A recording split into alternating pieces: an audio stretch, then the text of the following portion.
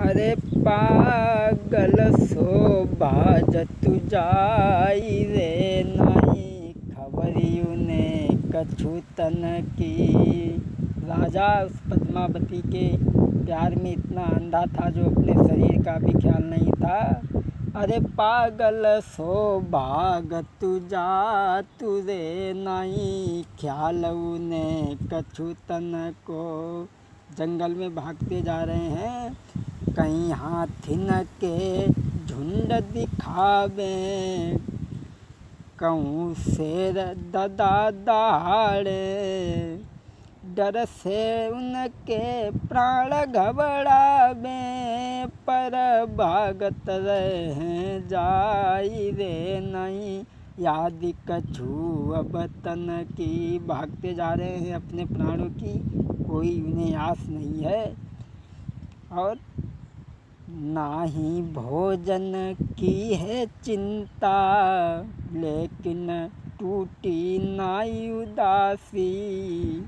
उसी शहर में बुढ़िया के दरवाजे गई बेहोशी आई रे पागल सो भागतु जावे। अरे नहीं तन को ख्याल ने पागल सो भागतु जावे। भागते जा रहे हैं, भागते भागते उसी शहर में पहुंच करके बुढ़िया के दरवाजे पे उन्हें बेहोशी आ जाती है। जब बुढ़िया ने देखा तो बुढ़िया भाग करके सामने आई। तसा निहारी बुढ़िया ने तो भाग के वो आई। अरे लेके पानी बुढ़िया ने फिर उनके मुख में डारो। महाराज देर में महाराज होश में लग गई उनको देर। वाओ होश जब बुढ़िया ने के धर दई, परसी के थाल सोई बड़े प्रेम से राजा को बन भोजन करवाओ। सोई बड़े प्रेम से राजा को बन भोजन करवाओ। जब होश आया तो बुढ़िया ने उन्हें भोजन करवाया और बाँह पकड़ के घर में ले गई। बोली तुम कहाँ से आए हो और कहाँ जा रहे हो?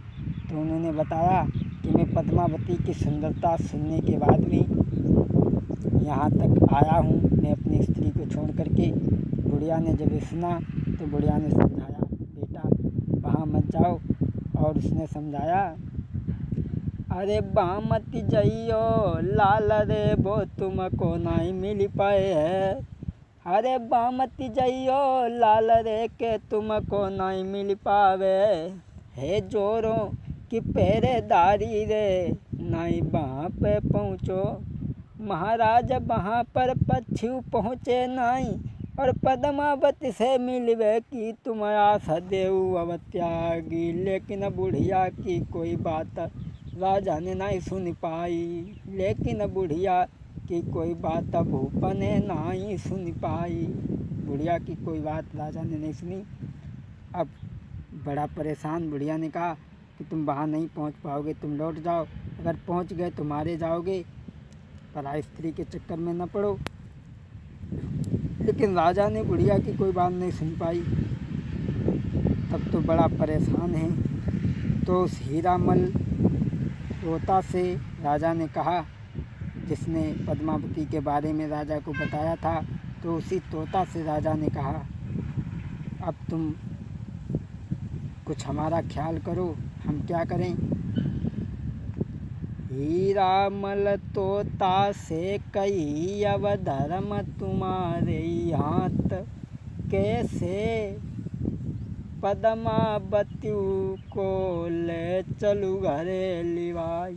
कही कि अब तुम ही कुछ करो कि हम क्या करें। तो तोता ने बंधाई धीर, अरे रण धीर न सोचू करू मन में, चाहे जावे जाना हमारी दे मिलाए देऊँ सुंदर नारी। तोता ने बंधाई धीर, रण धीर धीर धर मन में, चाहे जावे प्राण हमारे रे मिलाए देऊँ सुंदर नारी। चाहे जावे प्राण हमारे रे मिलाए देऊँ सुंदर नारी। अरे इतनी कई उड़ गओ महल में पहुँच गओ है तोता, और तब रानी से जाई के गिरा सुनाई, और तब रानी से जाई के वचन सुनाओ। तोता से जब उनने कही कि भैया अब तुम ही कुछ सोचो, किसी तरीक़ा से पद्मावती को ले चलो, सोई वो तोता पद्मावती के आंगन में पहुंचा और पद्मावती को सारा हाल बता दिया कि हम तुम्हारे पले हुए हैं, एक राजा हैं चित्तौड़ के रतन सेन, वो तुम्हारी सुंदरता पे बड़े दीवाने हैं, वो तुमसे प्यार करते हैं, तुमसे विवाह करना चाहते हैं। और तोता ने कहा कि देखन में बड़ो रसीलो है, और सुंदर सो चटकीलो है, बाके तन पे दुपट्टा नीलो है, तेरी याद में सब कछु भूलो है बाके। तब तोता के मुँह से पद्मावती ने उसकी विशेषता राजा की सुनी तो शादी करने के लिए हाँ कर दी। अब राजा तो उस बुढ़िया के यहाँ पर ठहरा हुआ है, पद्मावती महलों में है। इस तरीक़ा से पद्मावती जाकर के रतन सेन से मिलेगी, लेकिन मिलने के बाद में भी मिल नहीं पाई, और किस तरीक़ा से रास्ता में अलाउद्दीन खिल्ली पद्मावती को छीन लेगा। यहाँ से आगे की कथा हम आपको आगे देंगे। इंतज़ार करें कि किस तरीक़ा से रतन सेन और पद्मावती मिले लेकिन मिल नहीं पाए, और अलाउद्दीन खिल्ली किस तरीक़ा से आकर के छीनेगा, लेकिन पद्मावती ने अपने प्राणों की आहुति दे दी और मुसलमानों के हाथ में नहीं गई। तो इंतज़ार करें भाग नंबर 2 का।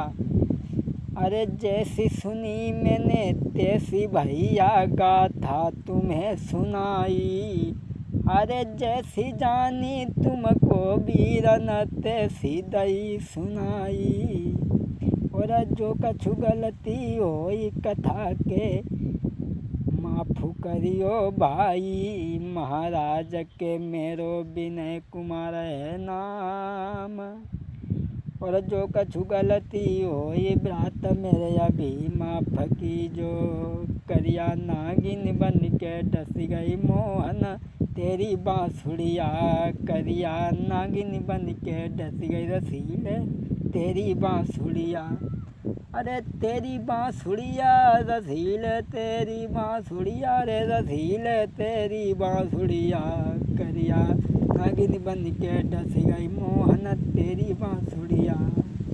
यहाँ से आगे की कथा भाग 2 में आप सुनेंगे।